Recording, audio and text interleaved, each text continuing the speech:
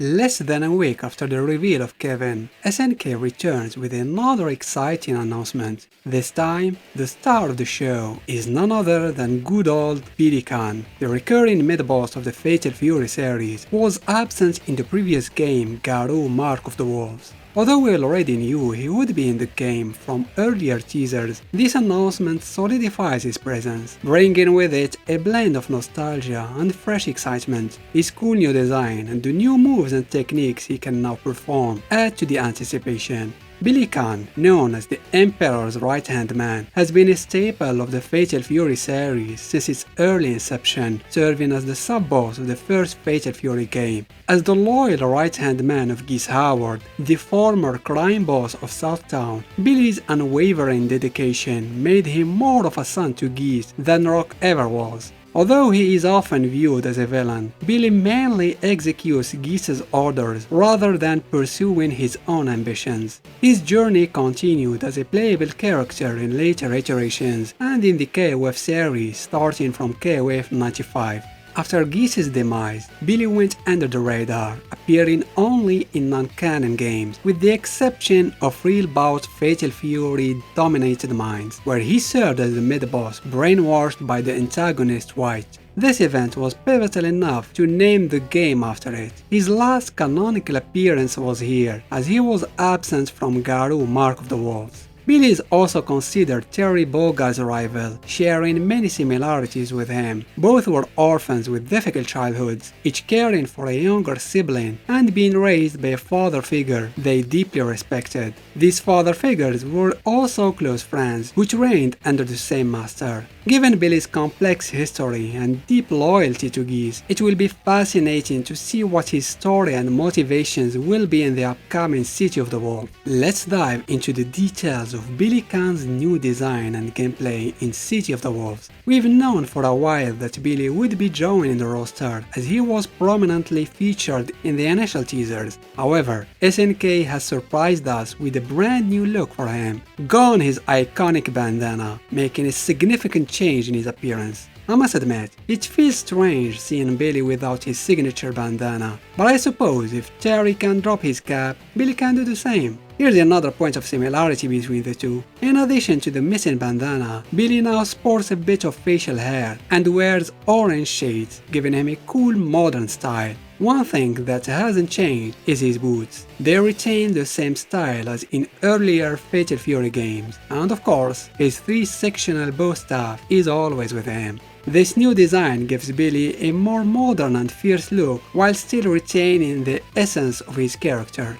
Billy's stage in City of the Wolves is a gritty and atmospheric depiction of the dark alleys of Southtown. Fans of Garou Mark of the Wolves will find this setting reminiscent of Freeman's stage, adding a layer of continuity and nostalgia to the game. The dark urban backdrop perfectly complements Billy's tough and rebellious persona. One intriguing detail that I find quite curious is the car stationed in the middle of the road with its engine on. It's not far-fetched to think that Billy might have arrived in this car before leaving it to start the fight with Terry. As for who the car belongs to, it does resemble the one Geese used to have. However, since Geese is dead, it could belong to Kane, the boss of Garou, or perhaps a completely new villain whom Billy is now serving as a bodyguard.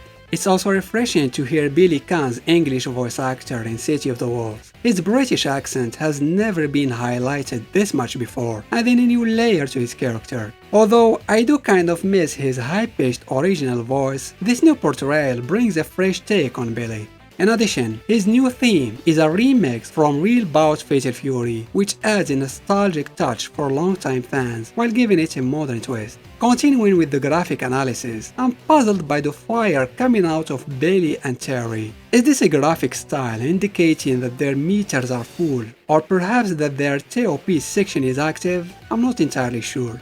I have to admit though that the burning effect on the opponents doesn't look very good. It's just a lazy orange color overlay on the character models.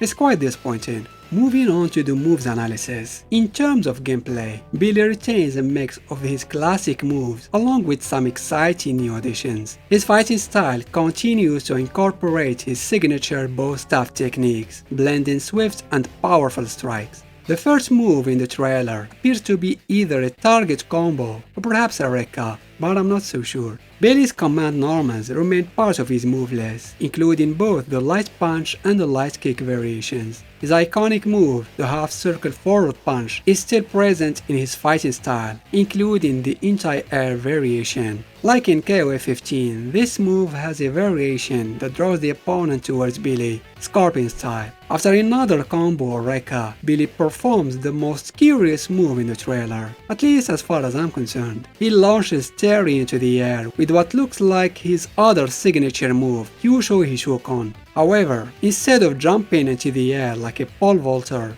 Billy stays on the ground. I'm not sure if this is a new light version of Kyusho Hishokun, with the heavy version still part of his move list, or if Billy has dropped the jumping part entirely. Maybe he realized it was very unsafe on block, or perhaps he's just too old for that now. What do you think? Either way, Billy can combo from it with his anti-air.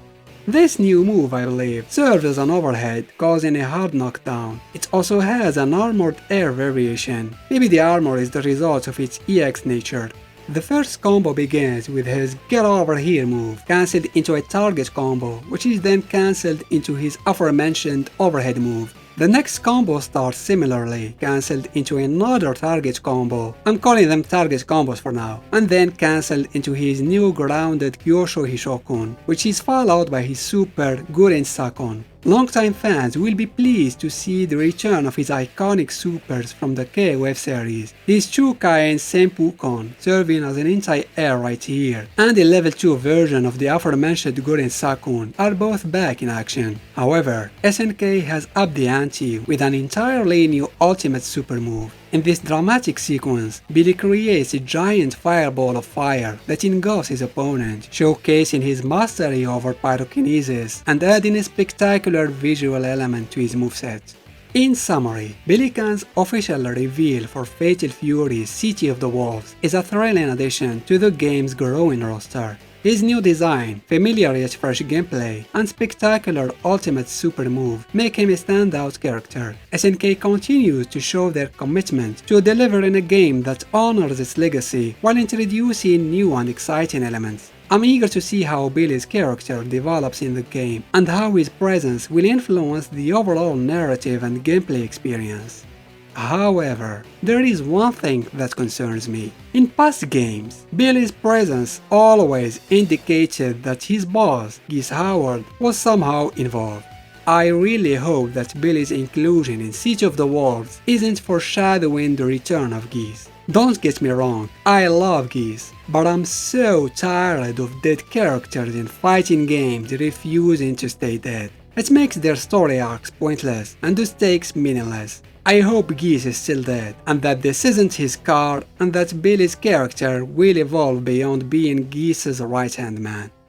Those were my thoughts on Billy Kane's reveal trailer. What did you think of it? Do you like his new design, or do you prefer the old one? Let me know in the comment section below. Anyway, I hope this was somewhat informative. As always, don't forget to give this video a thumbs up if you like this, and consider subscribing to the channel. Thanks for watching.